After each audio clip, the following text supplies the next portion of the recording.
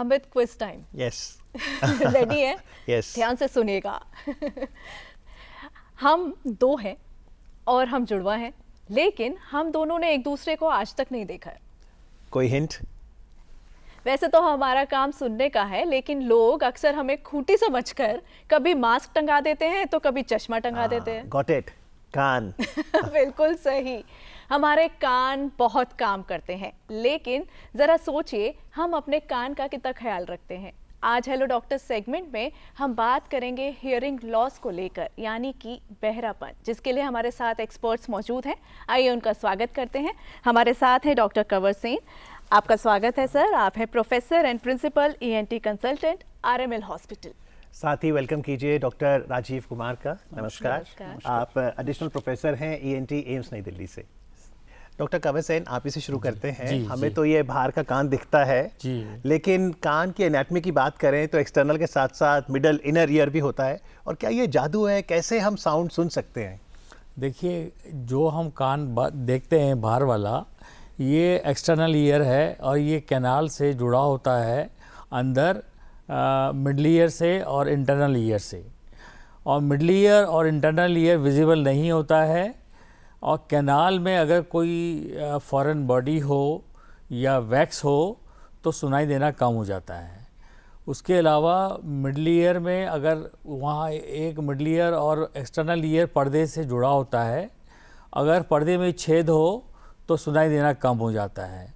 और internal ear है, internal ear में अगर कोई इन्फेक्शन हो तब भी हमारा जो है हियरिंग प्रभावित होती है। जी, लेकिन डॉक्टर राजीव, ये हियरिंग लॉस होता क्यों है? ये डेफनेस से अलग कैसे है? Hearing loss basically because humans जो हम लोग हैं, हम सुनने के लिए जो भगवान ने हमें एक माध्यम दिया है, वो माध्यम है कि जो साउंड है, एनवायरमेंटल साउंड है, कोई भी आपको बोल रहा है, the external ear will gather that sound and the middle ear will process that sound through inner ear, and then there is a hearing nerve which is known as auditory nerve, and then the signals will transmit. जो signals हैं वो वहाँ से brain में auditory cortex होता है जो हमारा दिमाग में, वहाँ पे तक पहुँचाते हैं। तो बेसिकली ये पूरा एक पाथवे है हियरिंग का।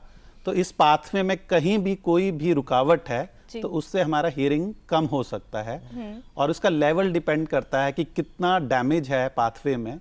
उस हिसाब से हमें इसे माइल्ड, मॉडरेट या सीवियर कंडक्टिव हियरिंग लॉस या सेंसिन्यूरल हियरिंग लॉस कह सकते हैं। जी, आज हम हेलो डॉक्टर में सुनने की शक्ति पर ही फोकस कर रहे हैं। यदि आप डॉक्टर राजीव, डॉक्टर कंवर सेन से कोई सवाल करना चाहें तो आप हमें सीधा फ़ोन कर सकते हैं। हमारा नंबर नोट कीजिए, 011 दिल्ली का STD कोड, और नंबर है 23097532। 011 is our code and number is 23097532। तो डॉक्टर राजीव, जैसे अब बहुत इंस्टीट्यूशन डिलीवरीज होती हैं, अस्पताल में जाके संस्थागत प्रसव, तो क्या जो कंजेनिटल डेफनेस है उसके केसेस में कमी आई है? जल्दी स्क्रीनिंग हो जाती है? सो द गवर्नमेंट रूल और the recommendation world wide is 136. Within 1 month there should be hearing screening. Many hospitals, the very good hospitals all over the world have universal hearing screening program. बच्चे के जन्म होने के बाद before discharge they will screen the child for any hearing loss. And the 3 months is to do a diagnostic testing. अगर screening में पास हो गया बच्चा तो कुछ नहीं करना है, अगर स्क्रीनिंग में बच्चा फेल हुआ है तो डायग्नोस्टिक टेस्टिंग 3 months में है, और उसके लिए 6 months तक इंटरवेंशन हो जानी चाहिए। अगर बच्चे को कोई भी रिहैबिलिटेशन की ज़रूरत है तो 6 months तक कंप्लीट हो जानी चाहिए। तो this golden rule is 136 should be implemented all over in all hospitals. जी डॉक्टर कंवर, क्या एज के साथ साथ ये समस्या बढ़ती है या इसके और भी कुछ कारण रहते हैं? जी, एज के साथ साथ जैसे कि 60 वर्ष की आयु के दौरान या उससे ज़्यादा किसी को, सबको नहीं होता है, किसी को ही जो सुनने की क्षमता है वो कम हो जाती है, या जिन लोगों को डायबिटीज़ है, जिन लोगों को और भी दवाइयाँ चल रही हैं, हाई ब्लड प्रेशर है, तो उनको ये तकलीफ पहले आती है। इसके साथ साथ बच्चों में जैसे कि एडिनॉइड्स होते हैं, टॉन्सिल्स होते हैं, उसके कारण भी कान के पर्दे के अंदर गाढ़ा द्रव्य भर जाता है, जिसको ग्लू ईयर कहते हैं। और इसी ग्लू ईयर की वजह से सुनने की क्षमता बच्चे की कम हो जाती है। और जैसा मैंने अभी बताया कि अगर कान के कैनाल में अगर वैक्स जमा हो जाए तो उससे भी सुनने की क्षमता जो है कम हो जाती है। जी, मैं वैक्स पर वापस आपसे पूछूंगा। फिलहाल दिल्ली से दिनेश जी हैं फोन लाइन पर। हेलो। हेलो जी, सवाल पूछिए। मेरा सवाल है, talking loudly all the while does it mean hearing loss? I am talking in terms of my wife who is on medication for hydroxyurea for excess platelets. Any further advice for more loss or more okay, thank proper you treatment? Doctor Rajiv. Second segment है मेरे question का। Hello, जी जी, जी जी। पूछिए।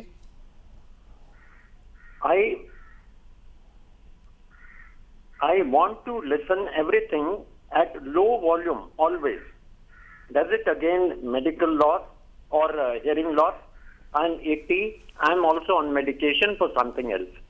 Thank you. So जैसे उनका पहला प्रश्न है कि उनकी वाइफ को थोड़ा ऊंचे में बात करना पड़ता है। If they have to speak loudly, that may imply that the wife is hearing has a hearing loss, and there are many drugs like hydroxyurea they are using. There are many drugs that have direct effect on the hearing system. उनको ototoxic drugs कहते हैं। So my first suggestion is that they should visit any ENT doctor and get hearing level test. That is Purton audiogram. That can be done, and that will show that the lady is having some kind of hearing loss or not. तो audiogram, audiometry ये अलग है? No, it's the same thing. Purton audiogram and audiometry is the same thing. It can be done in any with any ENT doctor, and it will tell us what kind of hearing loss the person is suffering from, whether it is conductive or sensorineural hearing loss, and what is the degree of hearing loss, whether it is mild, moderate or severe hearing loss. That is the first suggestion. And second is, if somebody is want to, like he is watching TV and he has to turn on the volume at higher, then it means the patient is having some kind of hearing loss, which the Okay. other person find it lit louder. जी जी। Ear wax की आप बात कर रहे थे जी। Doctor, तो कई बार होता है कि ऐसा कहा जाता है ईयर वैक्स जो है वो तो कान के लिए अच्छा होता है, कान की सेहत के लिए अच्छा है, तो उसको साफ ना करें, तो क्या करें, क्या ना करें? देखिए, अगर ईयर वैक्स अधिक मात्रा में अगर पैदा होता है किसी के कान में, तो वो कान में जो वाइब्रेशन जाती हैं पर्दे तक उसको रोक देता है, और ज़्यादा जमा होने पर उसको क्लीन करवाना चाहिए। अच्छा, खुद नहीं करना चाहिए, नहीं, खुद करवाना बिल्कुल नहीं चाहिए? करना चाहिए। किसी ENT डॉक्टर के पास जाकर उसको क्लीन कराना चाहिए। और ये हाँ, मैं बताना चाहूँगा कि जैसे कि लोग जो है अनस्किल्ड डॉक्टर्स होते हैं, उनसे जैसे कान को साफ करने वाले रेलवे स्टेशन पर या जी। बस स्टॉप पर कान मैलिए जिनको बोलते जी, हैं, जी। उससे कान साफ करा लेते हैं, तो वो काम बिल्कुल नहीं करना चाहिए। बिल्कुल। उससे कान के वैक्स साफ हो या ना हो, लेकिन पर्दा जरूर खराब हो जाता तो है। हम जो ईयरबड्स अपने कान में डालकर बिल्कुल साफ नहीं करते डालने हैं, चाहिए ईयरबड्स, गलत है डालना, बिल्कुल नहीं डालना चाहिए ईयरबड्स, क्योंकि ईयरबड्स आप डाल देते हैं उससे जो वैक्स जो है और भी अंदर पुश हो जाती है और वो कान के पर्दे के ऊपर जाके जम जाती है। जी, कई बार ये भी देखा है डॉक्टर राजीव कि मान लो कई बार जैसे महिलाओं ने सुई लगाई हुई है, वो सुई निकालकर उसी से ही, तो सुई हो, ईयरबड हो, पेन हो, पेन, कुछ चाबी। किसी की भी इस्तेमाल ना करें। किसी भी चीज़ का इस्तेमाल नहीं करना चाहिए, जैसे सर ने कहा, क्योंकि कोई भी हम वस्तु यूज़ करते हैं वो हमारी कैनाल की स्किन को ट्रॉमा कर सकती है, और ट्रॉमा होने के बाद वहाँ पे पेन और इन्फेक्शन शुरू हो सकता है, which can lead to further infections, and especially in diabetic patient it's very dangerous because that can lead to further, because उनका healing power थोड़ा कम होता है diabetic patients में, so it's not recommended to use any objects to clean your ears. जी, जी। एक और महत्वपूर्ण मुद्दा है डॉक्टर कुंवर सेन, आप बता रहे थे कि कोविड का इम्पैक्ट अभी भी देखा जा रहा है जी। और कई बार ओपीडी में ऐसे केसेस आ रहे हैं जहां पर सडन हियरिंग लॉस देखा जा रहा है। जी बिल्कुल, बहुत अच्छा सवाल है। अभी हमारे पिछले 8-10 महीने से हमारे पास बहुत सारे सडन हियरिंग लॉस के पेशेंट्स आए हैं। किसी को एक तरफ है यानी यूनिलेटरल है, किसी को बायलेटरल है। सो ये these are the late effects of the covid infection, और इसके लिए जिसको हियरिंग लॉस हुआ है 24 आवर्स के अंदर अंदर उसको ENT डॉक्टर के पास जाना चाहिए, और जिससे कि उसका ट्रीटमेंट हो सके। अगर क्योंकि जितना लेट करेंगे उतना जो है उसको रिवर्स होने की जो कंडीशन है वो नहीं होगी। जी, राजस्थान से एक कॉलर हमारे साथ जुड़े हैं। जगमीत सिंह नमस्कार। हेलो। हेलो, हाँ जी मैम, नमस्कार मेरी तरफ से आपको भी और डॉक्टर साहब को भी नमस्कार। थैंक यू जी, अपना सवाल पूछिए। हाँ जी, मैं जगमीत सिंह बात कर रहा हूँ अपने राजस्थान से। मैं पूछना चाहता हूँ जो कानों के अंदर रेशा होता है ना, रेशा फाइबर की बात कर रहे हैं आप? हाँ जी, बलगम, जैसे बलगम आना, ये आंखों की नसें ब्लॉक करता है या आंखों के अंदर? और मेरी आंखों की नसें ब्लॉक हुई है कि ये रेशे के कारण होती है या कानों में भी आंखें का कोई उसका रेशे का संबंध होता है, ये पूछना चाहते हैं डॉक्टर साहब। कानों में जो रेशा होता है, जो ईयर डिस्चार्ज होता है, उनका आई से कोई लेना देना नहीं है। जो आई का जो रेशा है वो आंखों का जो पानी है उसमें कोई इन्फेक्शन होने के बाद वहाँ पे आंखों के कॉर्नर में जमा हो सकता है।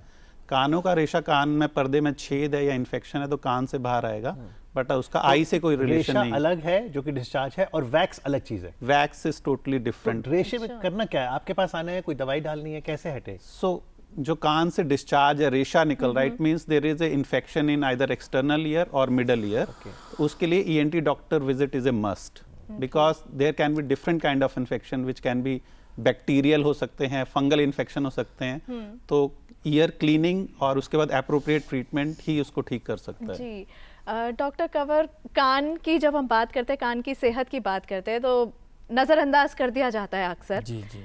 क्या जैसे दूसरे मेडिकल टेस्ट होते हैं, हम ब्लड टेस्ट कराते हैं, हम बीपी चेक कराते हैं, तो क्या कुछ ऐसा कोई टेस्ट है जो रेगुलर बेसिस पे हमें कराना चाहिए ताकि हम ये जो हियरिंग लॉस वाली प्रॉब्लम है इससे बच सकें? जी, बड़ा अच्छा प्रश्न है आपका। देखिए, इसमें जो है मैं कहना चाहूँगा, बच्चों को, स्कूल गोइंग चिल्ड्रन को हर साल उनका ईयर चेकअप होना चाहिए, जिससे कि अगर उसमें इन्फेक्शन है और बच्चे के कान का बहना शुरू हो गया है तो उसको रोका जा सके, उसको दवाई दी जा सके। दूसरा, अगर बच्चे के कान में वैक्स जमा हो रहा है तो उसकी दवाई, उसका इलाज हो सके। और उसके बाद जो एडल्ट्स में अगर मान लीजिए कोई व्यक्ति ऐसे प्रोफेशन में है जिसको कि ध्वनि प्रदूषण से एक्सपोज होना पड़ता है, जैसे ऐसा काम है कि ईयरफोन या हेडफोन लगाते हैं, जैसे गनर्स हैं मिलिट्री एंड पैरामिलिट्री फोर्सेस में, तो उनका पीरियोडिकल चेकअप, ऑडियोमेट्री, जैसे डॉक्टर राजीव ने भी बताया, ऑडियोमेट्री उनकी होनी चाहिए। इसके अलावा अगर किसी को डायबिटीज़ है, 40s 50s में डायबिटीज़ है, तो उसको भी हर 6 महीने में अपना हियरिंग चेकअप करा लेना चाहिए। जी। अच्छा। मेडिकल एडवांसमेंट्स की अगर बात करें तो कॉक्लियर इम्प्लांट्स की बात होती है कि जो नहीं सुन पा रहा, आपने कॉक्लियर इम्प्लांट किया, क्या है ये? So cochlear implant is basically a latest device. It's a new thing which is now for 20-30 years. So suppose there is a child, a navjat शिशु है जो congenital hearing loss है because of any reasons. So if he cannot hear, अगर वो सुन नहीं सकता है तो उसका बोलना भी डेवलप नहीं होगा, because these two centers in brain are connected to each other. So hearing loss can lead to delayed speech or no speech or language development. तो कॉक्लियर इम्प्लांट एक ऐसी मशीन है जो कि सर्जिकली इनर ईयर में, cochlea में implant की जाती है। उसके एक कंपोनेंट कान के अंदर है, दूसरा कंपोनेंट मैग्नेट के साथ यहाँ एक्सटर्नल ईयर से कनेक्टेड होता है, and then that implant will gather the sound and process in the ear and lead it to the auditory cortex. So basically it act as a source of cochlea and goes to brain, and the child will hear sound and then he will start developing his language and speech. जी, एक और हमारे साथ collar जुड़ गए हैं और पिछले 50 episodes में हमारे रेगुलर कॉलर हैं। जी, नमस्कार। हाँ मैडम, मैं बोल रहा हूँ डॉक्टर प्रदीप साहू भोपाल से। जी, नमस्कार, कैसे हैं आप? हाँ बढ़िया बढ़िया, गुड मॉर्निंग एवरीवन। जी, अपना सवाल पूछिए। डॉक्टर साहब, ऐसा कहा जाता है कि जो बच्चे जन्मजात बहरे होते हैं वो गूंगे भी होते हैं, मतलब जो डीफ होते हैं वो उनमें डम्बनेस भी पाई जाती है। तो ये कहकर के इनमें बहरे इसलिए गूंगे छोड़ दिया जाए, या इसका कोई अल्टरनेटिव ट्रीटमेंट है? उनकी डम्बनेस को ठीक करने का कोई ट्रीटमेंट है क्या इसमें? जी डॉक्टर साहब, जो हम बात कर रहे थे कॉक्लियर इम्प्लांट, अगर 1-3-6 मंथ्स में स्क्रीनिंग हुई, कितनी उम्र में हम बच्चे का कॉक्लियर इम्प्लांट कर सकते हैं कि वो सुन सके? जी, बच्चे का कॉक्लियर इम्प्लांट जो है 3 से 5 वर्ष की आयु तक हो जाना चाहिए। अगर उसके बात करते हैं वो प्रीलिंगुअल डेफनेस और दूसरी है पोस्ट लिंगुअल डेफनेस। मीन्स अगर बच्चे ने कभी साउंड सुनी नहीं है, स्पीच डेवलप ही नहीं हुई है, तो 3 साल आयु की वर्ष तक उसका ऑपरेशन या 5 साल की आयु के वर्ष तक उसका ऑपरेशन कॉक्लियर इम्प्लांट का हो जाना चाहिए। अब पोस्ट लिंगुअल डेफनेस है, मतलब अगर कोई बच्चा है या थोड़ा सा उसको लैंग्वेज या स्पीच उसकी डेवलप हो चुकी है और उसके बाद उसको हियरिंग लॉस होता है दोनों कान में और तब उसका कॉक्लियर इम्प्लांट करने की ज़रूरत पड़ती है, तो उसका तो कॉक्लियर इम्प्लांट कभी भी किया जा सकता है। जी डॉक्टर राजीव, क्या हमेशा इम्प्लांट करने की ज़रूरत पड़ेगी जब हम हियरिंग लॉस की बात करते हैं? क्या दवाई से या किसी और सर्जरी वगैरह से ठीक हो सकता है? सो कॉक्लियर इम्प्लांट नॉर्मली हम करते हैं जब दोनों कानों में severe to profound hearing loss है। लेकिन अगर माइल्ड, मॉडरेट या mild moderately severe hearing loss है, there is a category, WHO categories of hearing loss, उसमें हम हियरिंग एड यूज कर सकते हैं अगर सेंसीन्यूरल हियरिंग लॉस है, मींस कॉक्लिया और उससे कॉक्लिया में कोई प्रॉब्लम है। बट अगर एक्सटर्नल ईयर और मिडल ईयर में कोई प्रॉब्लम है तो सर्जरी एक ऑप्शन है जिसमें डिजीज को निकाल के हियरिंग रिकंस्ट्रक्शन, जो हियरिंग ऑसिकल्स होती हैं जो अंदर छोटी छोटी हड्डियां हैं, अगर वो डैमेज हैं किसी बीमारी से तो उनको रिपेयर करके हियरिंग इंप्रूवमेंट की जा सकती है। चलते चलते आप दोनों ने चश्मा लगाया है, हम भी चश्मा लगाते हैं, तो कोई स्टिग्मा नहीं है, लेकिन हियरिंग एड लगाने में क्या अभी स्टिग्मा आप देखते हैं, या अब अगर किसी को हियरिंग लॉस है, इतने अच्छे हियरिंग एड्स आ गए कि कोई स्टिग्मा नहीं है? अब स्टिग्मा बिल्कुल बहुत कम हो गया है, क्योंकि अब हियरिंग एड ऐसे आ गए हैं जो कान के पिछले हिस्से में छुप जाते हैं या कान के कैनाल में अंदर फिट हो जाते हैं। उससे दिखाई भी नहीं देता है कि पर्टिकुलर व्यक्ति ने हियरिंग एड लगाया हुआ है या नहीं लगाया हुआ है। ये रात को सोते वक्त उतार देना चाहिए, सिर्फ और सिर्फ जब नहाते वक्त उतार देना चाहिए, सोते वक्त उतार देना। जब आप टीवी देख रहे हैं, जब ग्रुप में बैठे हैं, बातचीत कर रहे हैं, तब इसको लगाया जाए। जैसे कि पढ़ाई के टाइम चश्मा लगाते हैं, उसी तरीके से कान का जो मशीन है हियरिंग एड लगा के आप अपना काम कर सकते हैं। चलिए, उम्मीद है कि हम अपने कानों के ओर भी ध्यान देंगे और हम जो आज बातें डॉक्टर साहब ने बताई हैं उसे सुन रहे होंगे। आज कार्यक्रम में आके डॉक्टर राजीव, डॉक्टर कंवर सेन जानकारी देने के लिए आपका बहुत बहुत आभार। Thank you.